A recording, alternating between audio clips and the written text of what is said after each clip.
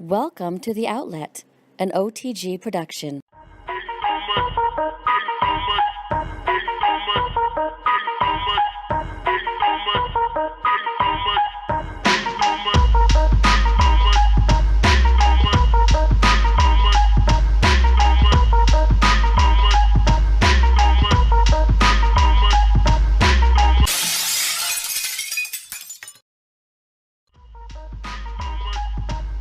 Welcome to another edition of the NBA Outlet, presented by OTGbasketball.com. We want to thank you for listening, and be sure to follow us on Twitter at OTGbasketball.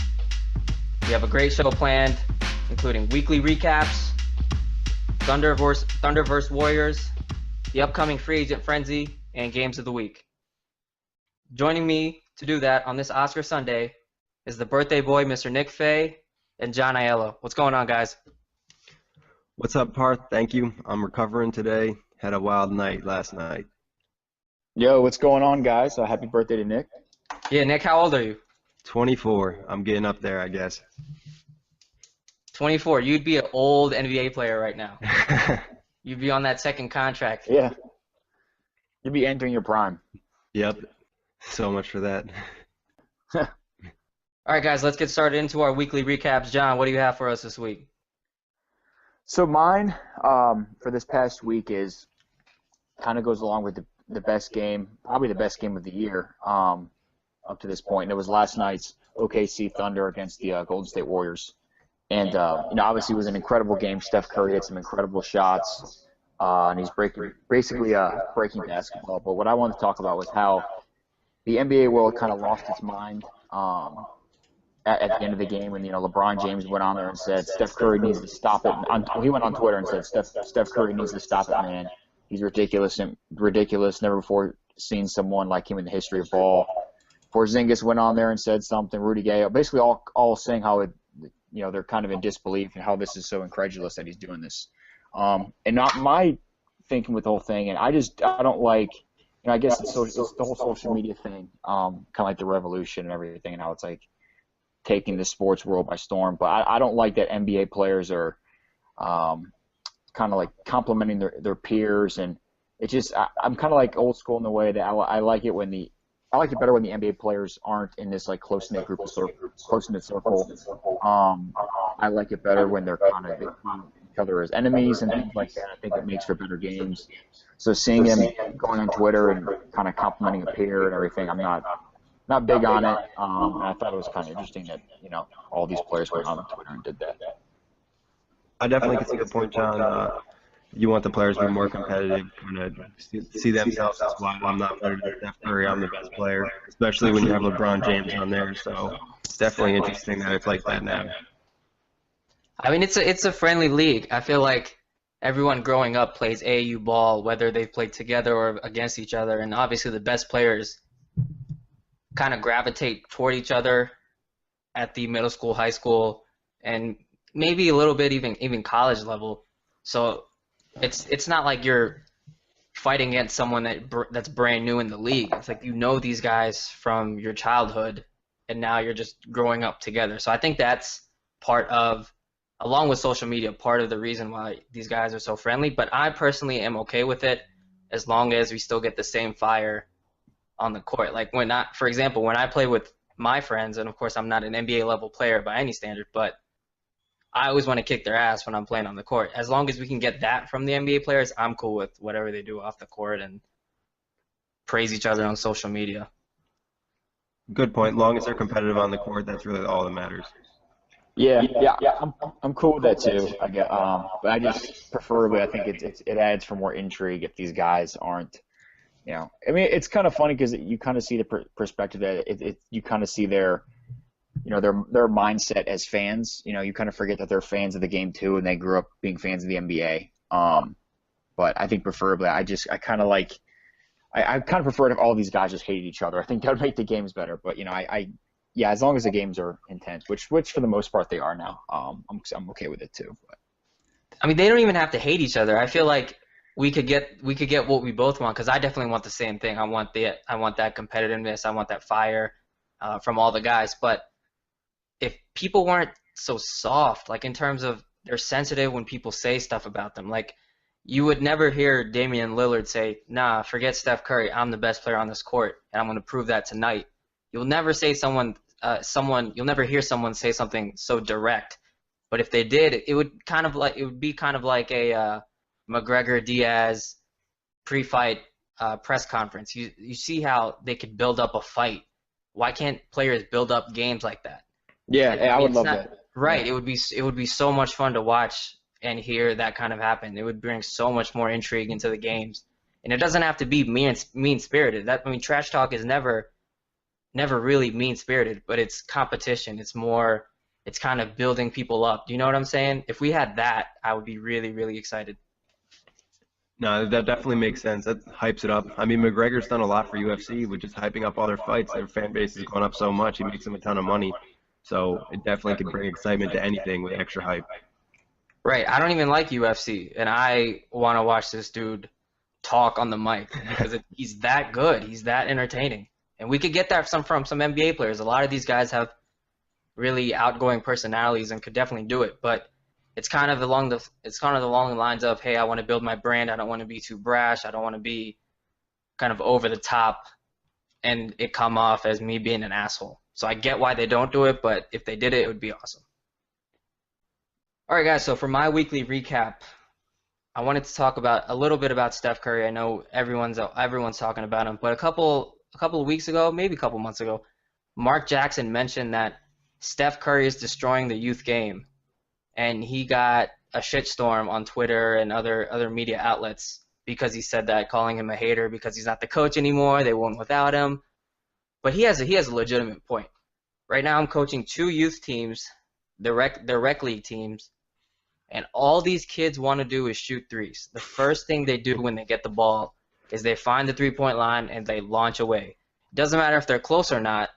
They just launch the ball away. And I'm like, guys, come on. We don't need to be shooting threes. You guys aren't even making 50% of your layups just yet. Let's get closer to the basket. Let's work on some chest passes. Let's work on some bounce passes. Basic basketball fundamentals. But, I mean, eventually they'll listen to you. But, man, it's like these kids really want to see Steph Curry play and model their game after him, even though no one in the world can shoot like Steph Curry. And these kids, they try to do it, but they're just not at that point where you can even attempt to take some of the shots he's taking, because you can't make the normal ones. You know what I'm saying? You got to work your way out. Exactly. You got to work your way out. And I would love for Steph to make a Twitter video or something along the lines of a PSA and say, hey guys, I shoot threes, but this is how I learned how to get out here. I think that would be great for the youth game because he has a real impact on these kids right now. If he said, hey, I first worked on my layups, I worked on my ball handling, I learned how to pass, and then I learned to shoot threes, that would be huge for the youth game.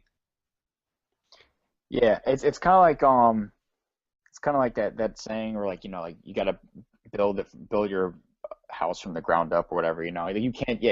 If all these kids were to go out there and just kind of just consistently shoot threes for the rest of their lives, they're never going to develop a good form.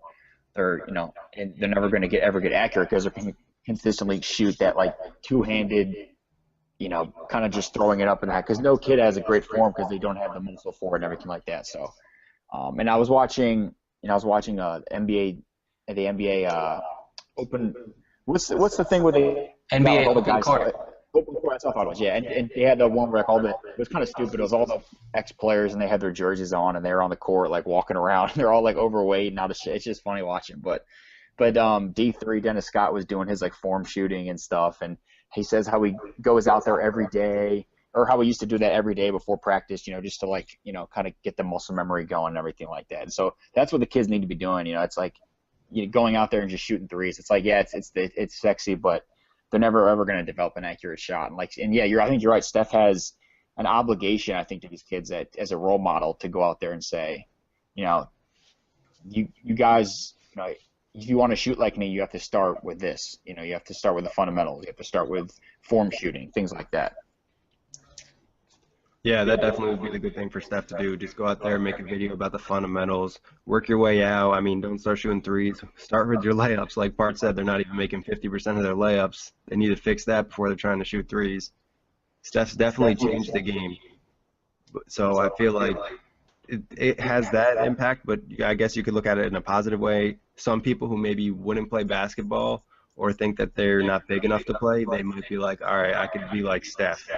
But you still got to work your way up to that. But I think Right. That's a good point too. That's a good point. Yeah, that is a really good point. He's kind of making it, all those people were like saying I'm not athletic enough or this or that. He shows you that just by hard work and confidence, you can get to anywhere you want to go. So that's a really good point. All right, and then for my weekly recap, Doc Rivers this week, he said in the past that he thinks NBA coaches should have challenge flags for the end of games. I know Doc is definitely not a fan of the refs most of the time, so what do you guys think about this? I guess it could work. It's not a bad idea. I think it'd be funny to see NBA coaches throwing up, taking maybe I guess they would take flags out of their pockets, out of their suit. It could be like what's it called? Like not handkerchiefs, but pocket squares. They could be like pocket squares in their suits and then just take them out and throw them on the court. I think theoretically it's possible, but I think the NBA game has already so many stops. It's just I think what they'd be trying to do is kind of make the game go smoother, as opposed to having so many stops in the middle of the game. So I think it's a decent idea. It's possible. I think the NBA. I think the thing I like about Adam Silver is I feel like he's very open-minded. So they're probably open, to looking at something like that. But I don't know if it's what actually happened. I don't think one challenge flag or even a couple of challenge flags would be enough for Doc. That dude harps on the refs every single time down the court. Every possession he's complaining about something. No wonder he loses his voice by halftime. Like have you heard this is a total tangent, but have you heard Jamie Foxx do his Doc Rivers voice? No. No, is it good? I think he did it on Fallon. I would definitely go check that out. YouTube Jamie Foxx Doc Rivers impersonation or whatever. It's really good. Like he does it extremely well. Yeah, Doc has the most hoarse voice of NBA, and him and Stan Van Gundy. Yeah, their voices are always so hoarse. I'm actually open to the idea though. I don't think a flag would actually work. There might have to be a buzzer at the end of the scorer's table or something by each bench, something like that, just to get the referee's attention. But I don't know, man. I agree with John and when he says Adam Silver is open to ideas, but I don't think this would be a priority for anybody to try to get a challenge flag NBA thing going. So I don't see it happening, but I'd be open to the idea. I definitely agree with the point that it definitely wouldn't be flags. I think a buzzer would be the right thing. But I think it would be like too hard. What are they going to get, one flag for the whole game or one challenge? They probably would be better off opening up, like how they review under 2 minutes. They were able to review more things. Because, I mean, if you ask the refs to review it, 90% of the time I feel like they usually go back to the camera and review it. Even if it's not that close, they just do it and they ask. So they kind of get challenges in a way. They just need to open up the things they can overrule. Well, and my thing is too is what are they going to be able to challenge? And it's like the NBA already does such a good job of reviewing so much. I just don't know what they challenge, like a foul being not a foul, where they challenge, an illegal like basket interference. I just think there's a lot of things they would probably have to develop some intricate rules, kind of like the NFL does, like what you can challenge. I just don't know. Theoretically, I think it's a decent idea, but I don't know if it would really make the game any better. I think it's just something to make the coaches' lives easier or something. I don't know. Definitely, it would kind of complicate things and, like you said, slow it down. Yeah, we don't need slower NBA games. They're already a little bit too long, and I love watching basketball, but I would be okay if they were strictly 2 hours. Agreed. Now, anytime you watch in professional sports, there's just so many commercials. Got to make that money. Yep.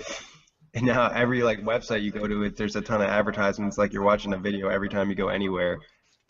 You can't get away from it. It's annoying. The games are slower. Even when you want to watch 30-second highlight clips, you have to watch a 30-second ad to get to it. So the advertising and money is definitely taking over. And hopefully Adam Silver doesn't find a way to monetize the jerseys even further by putting ads on it. Not a fan of that. But moving on, let's talk about the game that shook Twitter to its core, and that's the Oklahoma City Thunder versus Golden State Warriors game last night. I was watching it with my dad, and when Curry hit that shot to win, like, this man doesn't get excited often, but he was jumping up and down, giddy like a little girl. It was one of the best things I've ever seen. And I was just in shock. I was speechless when he hit that.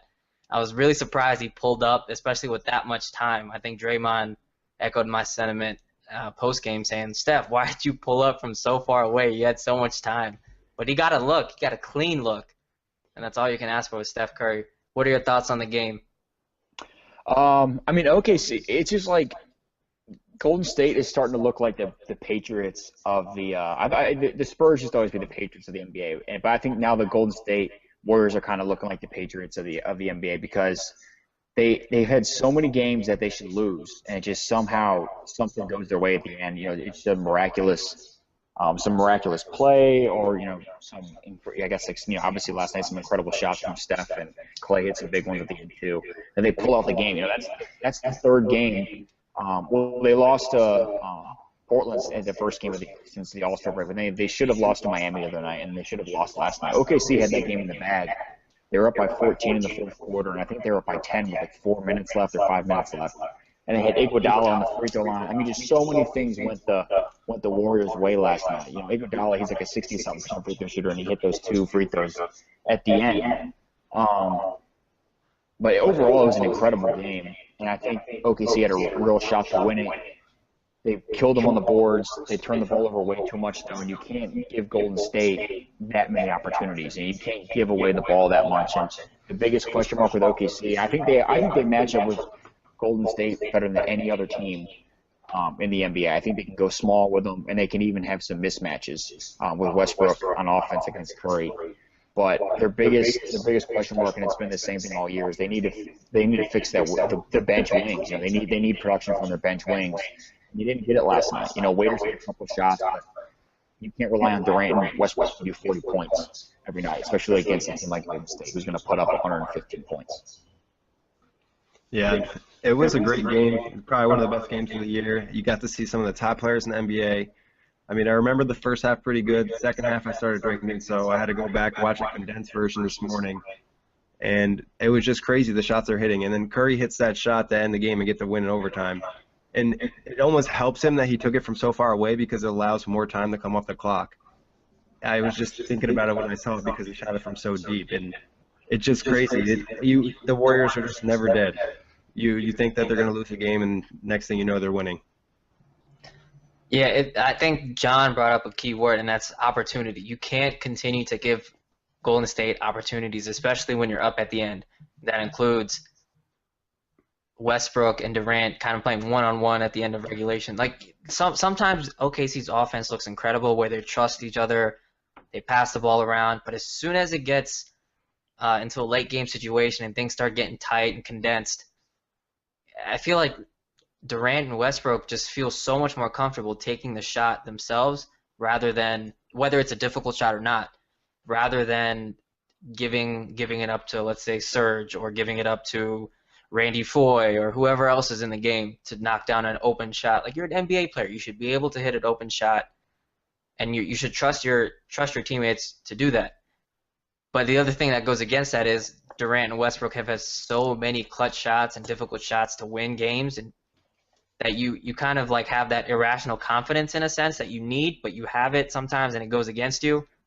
So I think they need to figure out a better balance between trusting their teammates at the end and also just keeping other teams.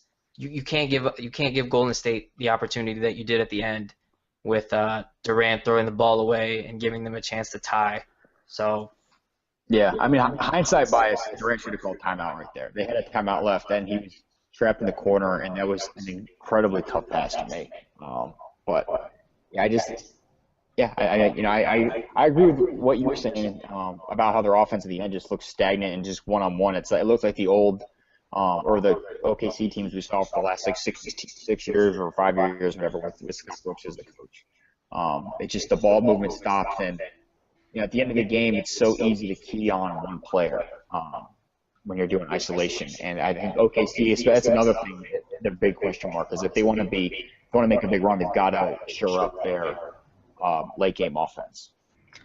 One thing that did not get enough hype, and I was going crazy when I saw this live, but I believe the score was 118-115.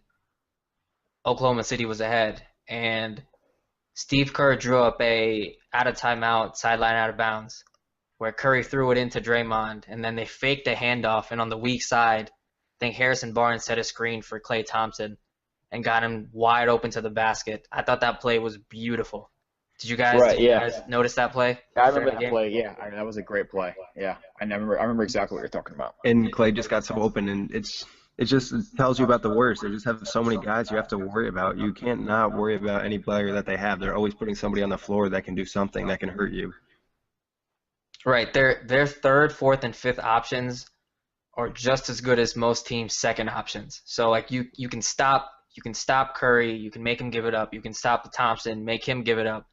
But then Barnes, Iguodala, Draymond, they're killing other teams.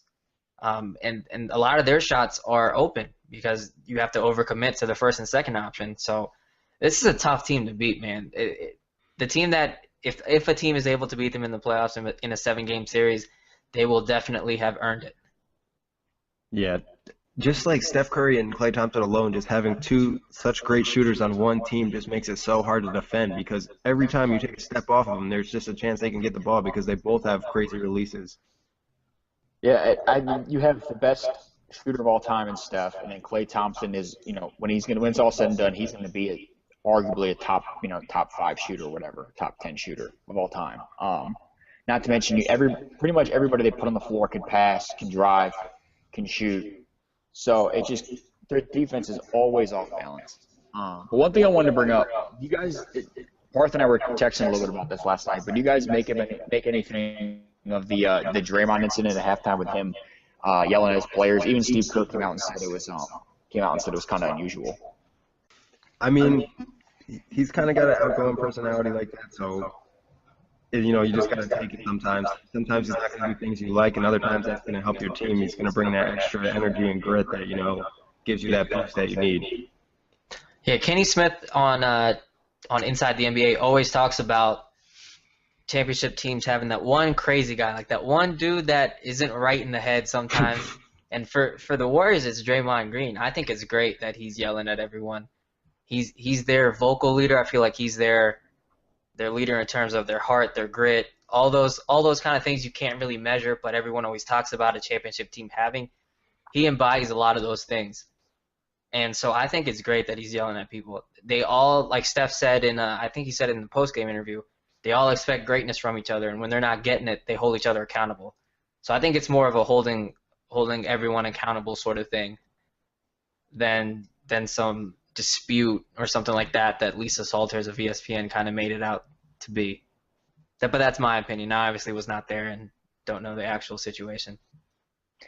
Yeah, I think I know I told you this, Parth, but I just thought it was interesting, not like in a sense that it's real drama. Like it's not. It's every NBA team, whatever, has issues or has chemistry stuff that they need to work through. This isn't even really an issue. It's just grown men being grown men. But I just thought it was interesting because they have it's a team that's from the outskirts seems so flawless. So it's just kind of interesting to see them have an issue or a disagreement, whatever, come up to the media, because we really haven't had anything, since Steve Kerr's been the coach. I mean, there hasn't been any drama with this team.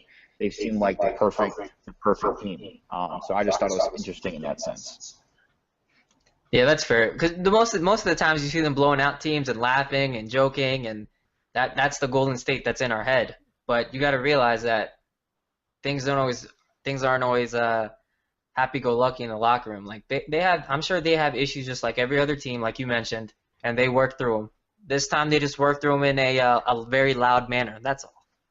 Yeah, and in my opinion, I think Draymond getting that angry tells me that I think that maybe the whole team isn't, but I think that he's threatened by the Thunder. I think the whole team probably is too. I think they're scared. I think they see them as like their number one enemy. You know, I think they see them as the guy that the team that could overthrow them even ahead of the Cavs and the Spurs. Well, Draymond's the one that's guarding KD, so I think he does feel threatened. Like, you can't do anything with that dude. Yeah. So, guys, I want us to do a free agent frenzy sort of game with you. So I have players at each position. They're going to be upcoming free agents this year. I want you to put your GM and scout hats on. I'll give you a little bit of information about them, and I want you to pick which player you would rather go with going forward. Now, obviously, I haven't included their age, their past production, their potential production, anything like that. It's just based off production in this year. So let's start out with point guards. And our first point guard has a .969 points per possession, a 47.5 adjusted field goal percentage. His adjusted assist numbers, it's up at 8.2, and adjusted assist is simply normal assists plus secondary assists, which are hockey assists, and passes that lead to a free throw attempt. So normally if someone gets fouled, you make a nice pass, someone gets fouled, they go to the line, and they make 2 shots. That doesn't add up to your free throw, your assist total, but in this stat it does. His assist to turnover ratio is 4.05. His percentage caused turnover, which is the number of possessions, or the percentage of the number of possessions that end in a turnover in which that player is directly involved. So it's a defensive stat. For point guard number 1, it's 12.2, and his defensive win shares is 1.2. All right, you guys got that down? Yep. Point guard 2, his points per possession, 0.747. His adjusted field goal percentage is 48.7%.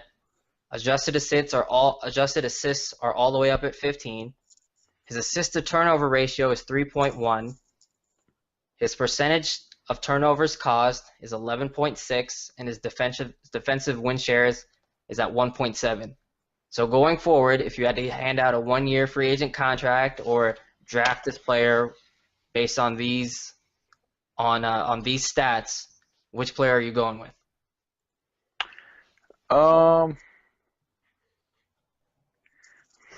I feel like point guard 2 is Rondo, so I'm gonna have to go with point guard 1 just because I think point guard 2 is Rondo. What about you, Nick?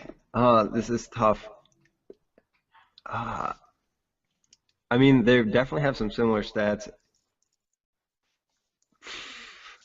Basically, point guard 1 is gonna get you more points, and point guard 2 is gonna get you more assists. I feel like point guard 2 is kind of more of like a team player on maybe a possibly better team, and then point guard 1 is someone who has the ball more.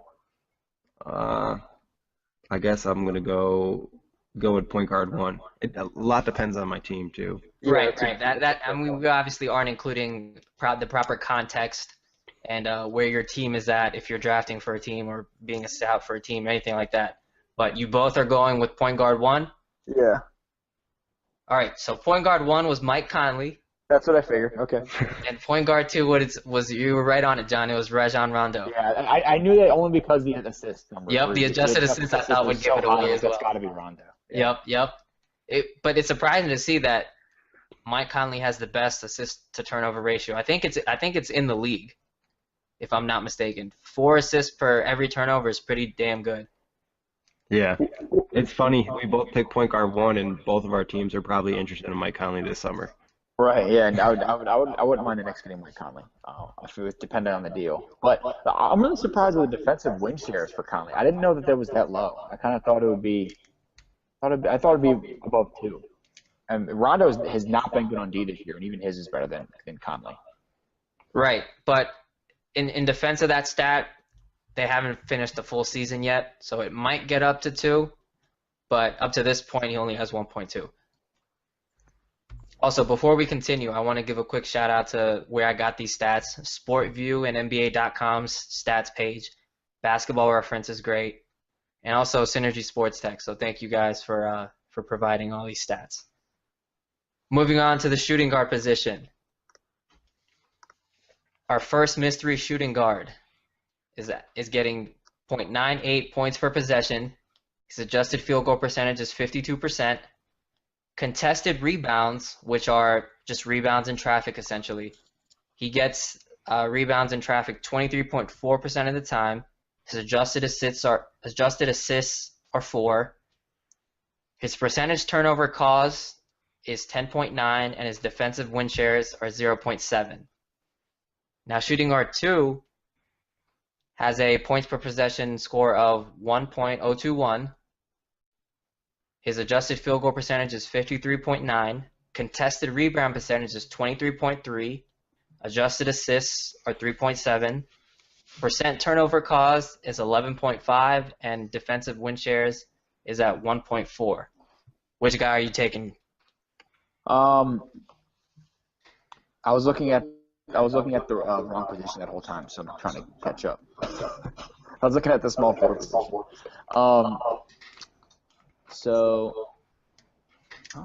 I'm gonna go with. I think this is pretty obvious. I'm gonna go with point guard or shooting guard 2. Yeah. Fair point. What about you, Nick? Yeah, I'm going to agree with John on this one. I'm going to go with shooting guard 2. Any reason why you're going with shooting guard 2? He's just better in every category. Yeah. Aside from adjusted assists, but And contested rebound, yeah. But by a 10th of a percent. Yeah, he's pretty much better in every category. All right, that's funny you say that. Well, shooting guard 1 is Bradley Beal, Okay. and shooting guard 2 is Evan Fournier. Love Evan Fournier. I would love the Knicks to look at him.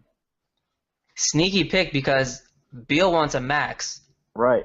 And he's been hurt. Fournier is not anywhere close to a max in most people's eyes. Yeah, and Fournier he wants like $10 million a year, I think. What I thought I heard him say that at the beginning of the year. He wants like $10 million a year, and he does not have the injury issues that Beal has had either. Correct. Beal's played less games and averaged less assists, and not less assists, but these specific stats are lesser than Evan Fournier's. So it's an interesting concept. Like people think Beal's going to get the max, or if he's worth that. He's obviously. I think they're actually the same age too. They're close in age. Fournier's really young. I think he's 23 or 24. Yeah, people underrate this kid, man. Evan Fournier can play basketball. Yeah, that was one of the guys. There was some trade, I think, when he was with the Nuggets, and he was one of the guys in Nuggets that they were like, we're not getting rid of him, and then I think they ended up trading him for a Harlow. Yeah, they did. Yeah, but there was some trade I remember a few years ago where someone wanted Fournier, and they were like, we're not giving him up. I can't remember who it was, but so he's got a lot of potential. I still think Beal, if he's healthier, has the higher ceiling, but I mean, if I had to choose one right now, without question, I would choose Fournier, just because Beal, I don't think he's played 60 games in the season yet. Yeah, Beal's definitely dealt with a lot of injuries. Consistency's been a problem. Fournier's been the better player this year. All right, let's move on to small forwards. Our first mystery small forward is getting .88 points per possession. He's shooting at an adjusted field goal percentage of 49.4. His contested rebound percentage is 17.3. Adjusted assists are up at 7.1. His percent turnover caused is 8.3, and his defensive win shares is at an even 2. Small forward 2, points per possession is up at 1.057. Adjusted field goal percentage is pretty high, 54.2. Contested rebound percentage is 33.7. Adjusted assists at 2.7. Percent turnover caused at 12.8, and his defensive win shares are at 1.2. Out of these two guys, who are you guys bringing on your team? See, this is one of those where we definitely need context, because small forward, it would be like, well, which team do we have?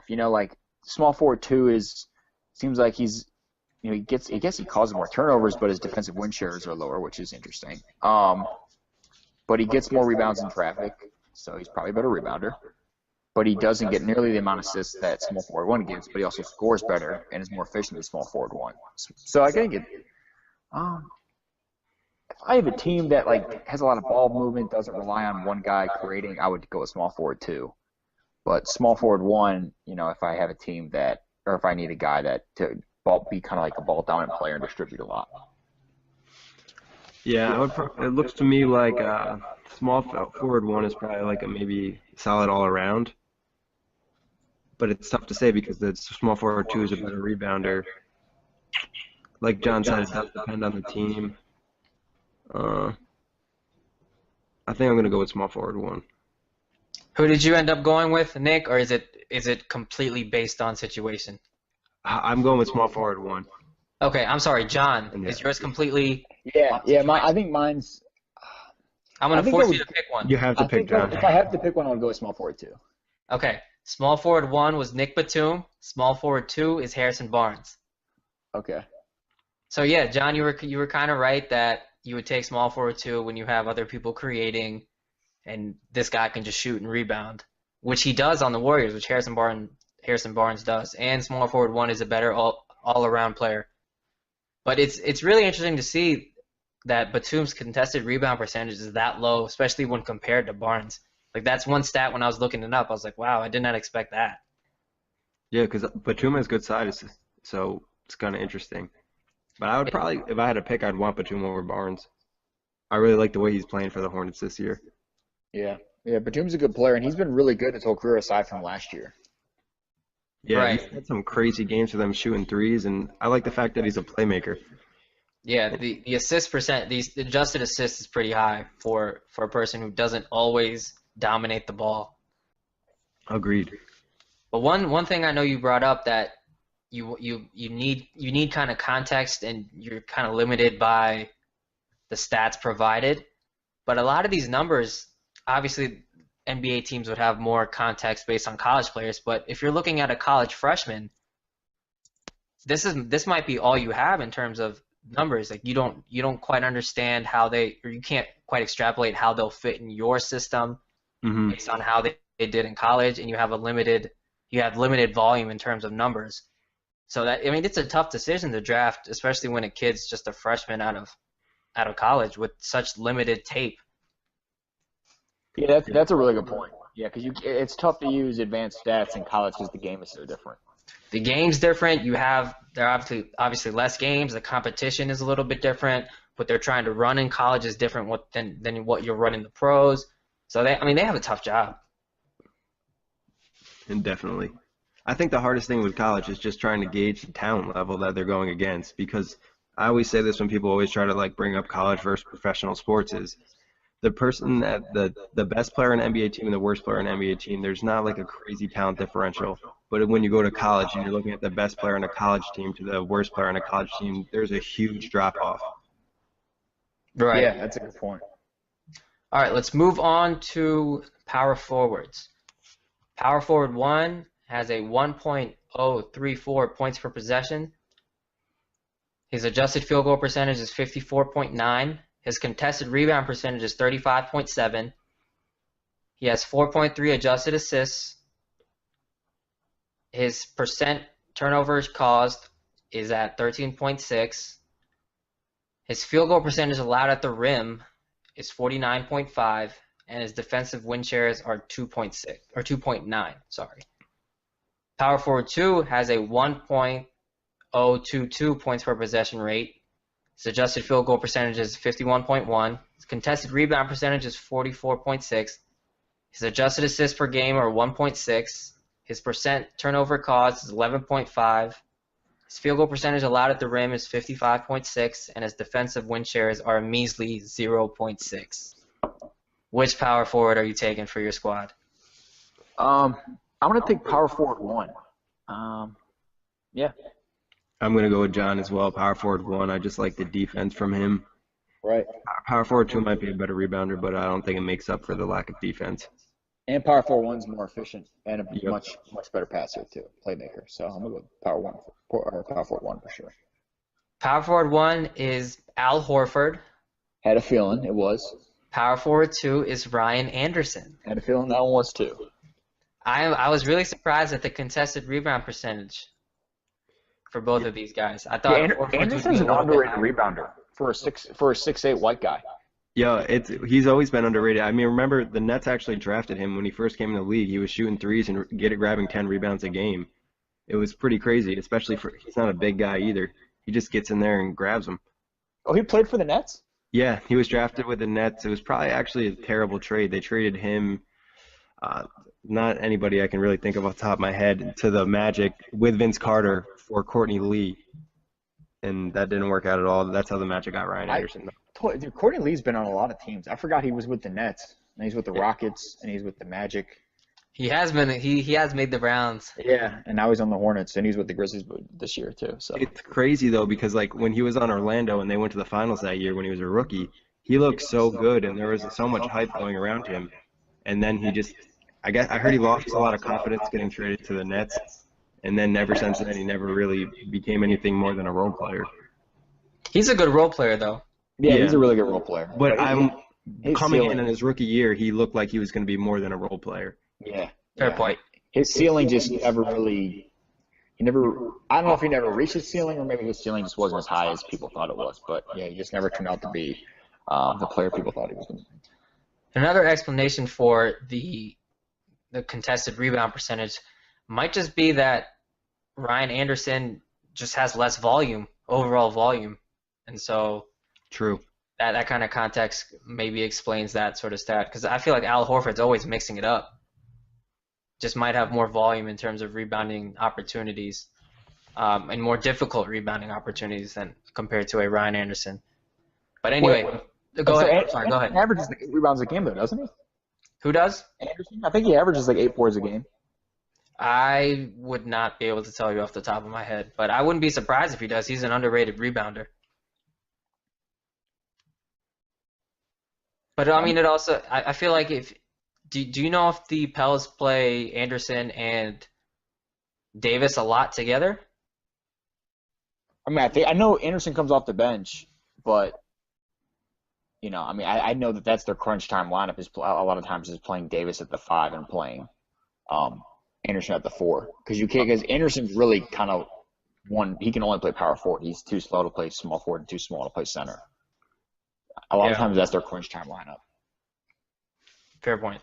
You just got to go to the film and for that stat to make sense, because I would have thought Al Horford would be a better 5.9. rebounder. Oh, that's 5.9. I thought he was up towards 8 for some reason. Yeah, might just be a volume thing. Let's move on. Yeah. Let's move on to the centers.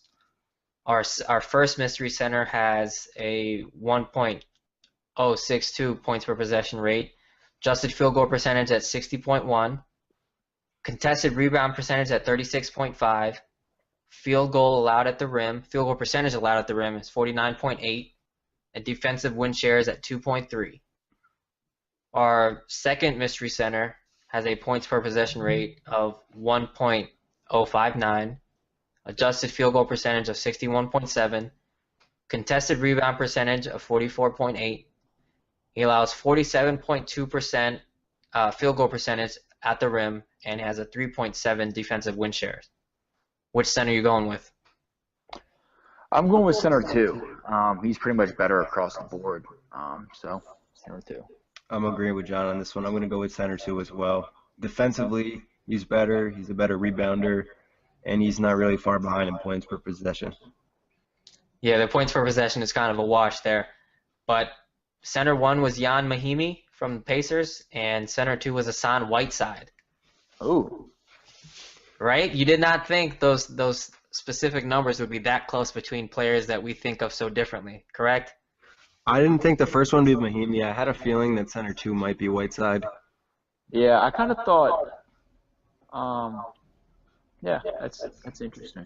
I kind of thought Mahimi would have more rebounds, but I guess he doesn't play as much. He kind of splits time with the 2 other guys between Turner and Jordan Hill.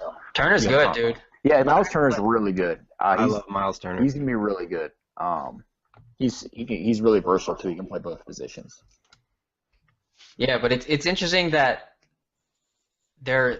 what they'll get paid. Obviously, the age and potential factors in, but based on this season's production, it's not that far off between those 2 guys. And this summer, the paycheck will be that far off, if you know what I mean. So yeah, it's going to be a huge difference. Yeah, it's going to be a massive difference for production that isn't, based on these stats alone, isn't that far off. Well, Whiteside, I think, is 25 years old or 24? It's 25 probably. And then around that mid-20s. I think Mahimi's 30. Mahimi, I think, is 27, 28. He's not that old, but he's been around the league. Because he was on the Dallas Maverick championship team, I think. Yeah, he was. That's all I had for the free agent frenzy. I hope that was interesting. I hope people that were listening paid attention and picked their own players, and hopefully they learned something based on these stats. Because I definitely did not think Evan Fournier was better than Bradley Beal in terms of these stats, but he is. Surprising. It's nice. It puts a different perspective on the way you view players when you don't have the context of who they are, and you're just looking at the stats. So it's like, oh, all right. And it kind of makes you think about the guys differently. Right. You don't have that preconceived notion, that name brand. You kind of look at the numbers kind of objectively. Yep.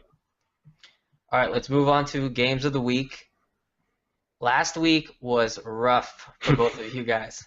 You guys agreed on a lot of things, and initially I was like, man, these guys agreed on everything, and I should have made the games of the week harder. I guess I had a really good week in terms of choosing these specific games because you guys both went 1-4. So hopefully that you guys can do a little bit better this week. John, you'll start this week at 44-33, and Nick, you enter this week at 34-43. I need to make a late playoff push right now. Yeah, you do need to make a late playoff push. You're running out of games here, buddy. I need to put a streak together. Yeah. All right, let's get into the games for this week. On Tuesday, March 1st, 7:30 on NBA TV, we have the Chicago Bulls at the Miami Heat.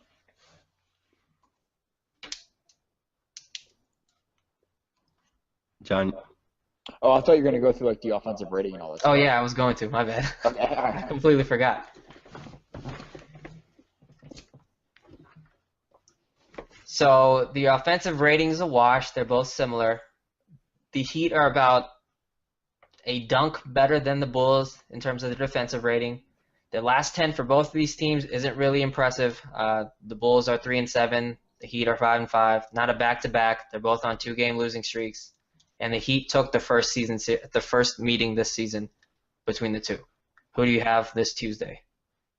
I have Miami. I mean, Chicago, they're just so undermanned, and they've had some improvement. McDermott's been playing well, and Etuan Moore's played well, but they still don't have their big name players. If D Rose plays, it can make it close. He's been playing well before. He was playing well before he got hurt again. But I'm going to go with the Heat. The Heat are playing pretty well without Bosh, surprisingly. Yeah, I'm going to go with the Heat. I guess I'm going to consider myself a Heat fan for the rest of the season because they picked up Joe Johnson. So you got a little bit to your alliance, Parth, right here. Welcome to the club, my man. Welcome to the club.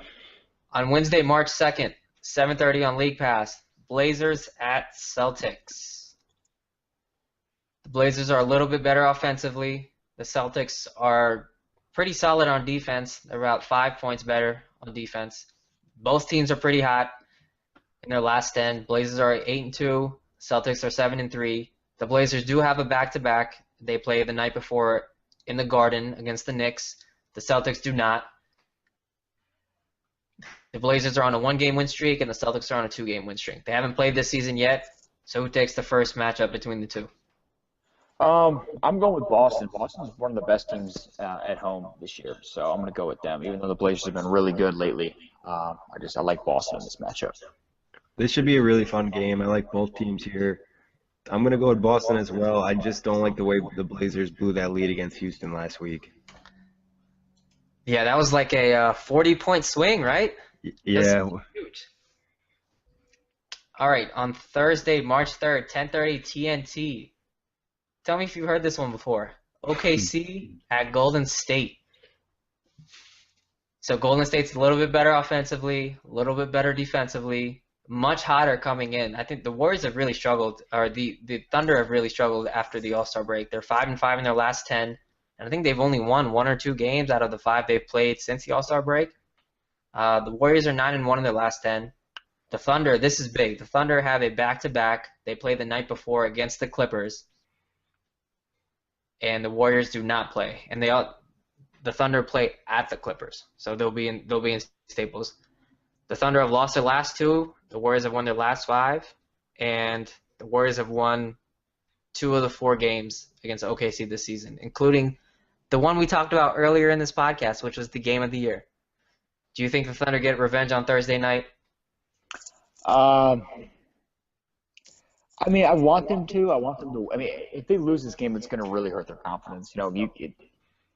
But I just feel like having that back to back, the second night of a back to back, and then I really wanted OKC, and I want to say OKC, but I just can't bet it. I feel like I bet against the Warriors and everything, and so I just can't do it anymore because they're just really good. So you're picking the Thunder? No, I'm picking the Warriors. Okay. Yeah. This is a tough one. The back-to-back is what really scares me for OKC. If it wasn't that, I would definitely go with OKC because they need the win. They need the confidence. I don't know. I'm still going to go with OKC. Oh, wow. This is you guys were the opposite last week, so this is interesting. This is interesting. Steph saved you, got you a win, your only win of the week last week, Nick. Now I'm disrespecting him. Yeah, no, this is how you repay Steph? All right. All right, Friday, March 4th, 8 o'clock, ESPN, Wizards at Cavs. Both teams actually just played today. LeBron sat and the Wizards won. These stats do not reflect that, but just letting you guys know that's what happened today. Cavaliers are way better offensively, way better defensively. Both teams entering Sunday were 6-4 in their last 10. There's no back-to-back on Friday. The Wizards have won 1, so now they've lost 2, including this game, or they've won 2, including this game, and the Cavaliers have lost 2, which is including the loss to the Wizards. And the Wizards are up 2-1 in the season series. Who takes this final game? I mean, if LeBron plays, I got to go with the Cavs. And the Wizards have been playing better recently, but they're really not that good of a team. And I think the only reason why the Cavs lost today is they have LeBron. And that shows you just how important LeBron is.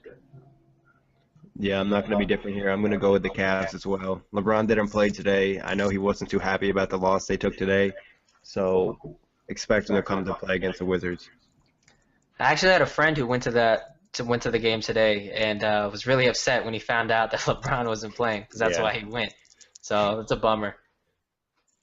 The final game of the week, Saturday, March 5th, 7 o'clock, League Pass, Jazz at Pelicans.